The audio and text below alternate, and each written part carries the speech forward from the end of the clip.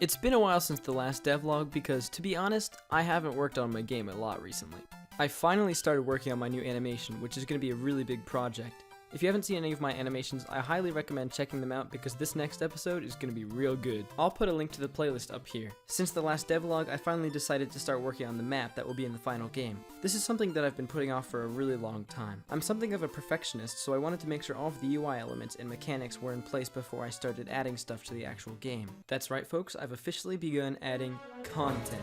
Of course, nothing is set in stone, but right now I don't plan on changing anything game-breaking in the near future. The entire map and story is planned out, so I can finally start working on stuff that will be in the actual game. I've been doing a lot of art, level design, and making new enemies, so theoretically I should have a ton of cool stuff to show off, right? See, that's the problem. I'm trying not to spoil too much of the game now that I'm actually working on polished stuff. If I show you everything, then there's kind of no point in playing the game, right? So in the future, I'll be focusing devlogs on development roadmaps, updates, sneak peeks, and news related to the game. I'll try my best not to spoil anything. I've also made a Twitter account specifically for posting updates related to the game.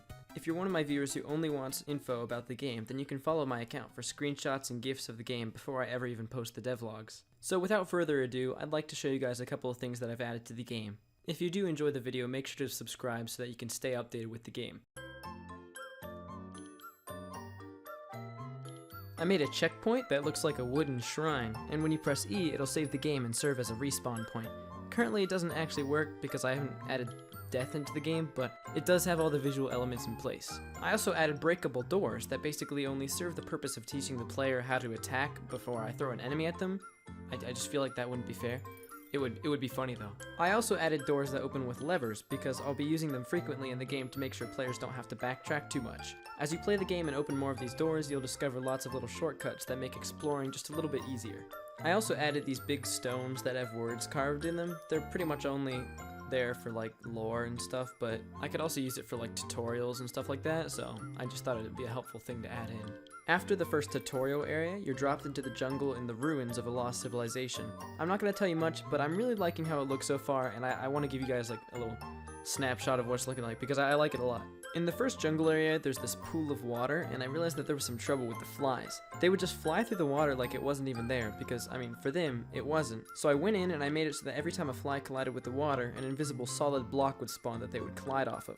That way, every time they hit the water, they just turn around. Speaking of the water, I decided to add my first water enemy. It's a little pufferfish student, and I love the way he turned out. His wandering AI is a little bit rusty, but it works for the most part. Currently, you can't attack anything underwater, so probably later down the road I'll add some sort of ability where you do an underwater attack, but I haven't thought of anything yet, so.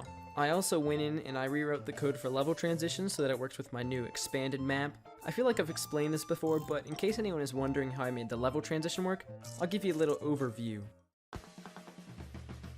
Basically, every layout is named a word and then a number. When I planned out my map, I have it on this grid so that every level can be defined by an X and a Y value.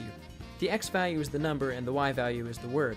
Every Y layer has a name, and they all sound kinda dumb, but it doesn't really matter because they're just functional names that won't actually show up in the game. I have two global variables, one for the player's X value on the map and one for their Y value. Whenever the player collides with a passage, represented by the yellow block, it will check to see what their current level is and then add 1 to either the X or the Y value depending on what direction they're going. Then it will send them to the correct layout and set their position to the passage that they're entering from. It might sound kinda complicated, but it's just one of those systems that I just sat awake in bed every night thinking of a solution for, and then all of a sudden I just had that AHA!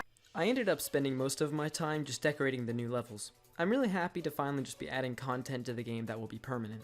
I feel like I should also mention at this point that I'm finished with all of the totems and I've added them all into the game. That was a project that took me about a day, but it was really fun once I had all the planning done. I'm sure the damage and spirit values will need tweaking in the future for balance, but it's really exciting to have an inventory just full of totems. I've also been having a lot of bugs crop up. It could be due to the fact that I've been adding a lot of bugs to the game. You may laugh now.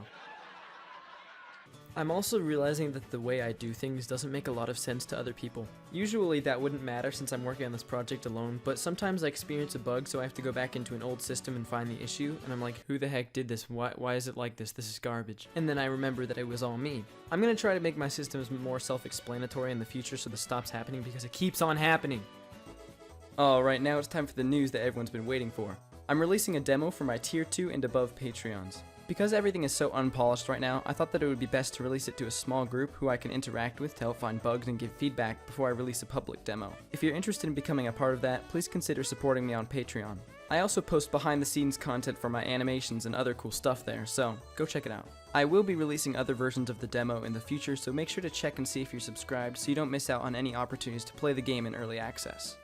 Don't forget, I also have a Discord server where you can talk to me and other people about the game. I'm usually pretty quick to reply there, so don't be afraid to say hi.